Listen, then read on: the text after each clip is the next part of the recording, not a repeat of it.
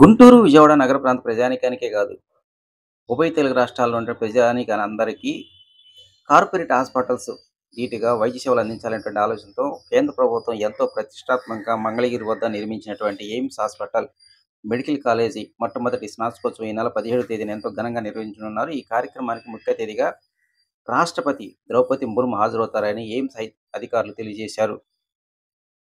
మంగళగిరి ప్రాంత ప్రజానీకానికి వైద్య సేవలు అందించడంతో పాటు వైద్య రంగంలో పరిశోధన విస్తృతపరచాలనేటువంటి ఆలోచనతో మొట్టమొదటిగా 2015లోనే విజయవాడ సిద్ధార్థ మెడికల్ కాలేజీలో 50 మందితో మెడికల్ కాలేజీని స్థాపించారు.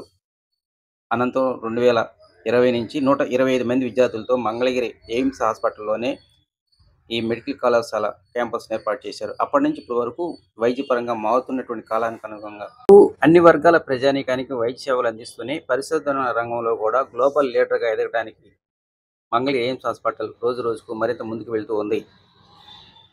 ఈ నెల 17వ తేదీన మంగళగిరి ఎయిమ్స్ హాస్పిటల్కి రాష్ట్రపతి రానున్న నేపథ్యంలోనే ఎయిమ్స్ హాస్పిటల్ పరిసర ప్రాంతాల్లో పూర్తిగా సుందరీకరణ చేస్తూ ఉన్నారు.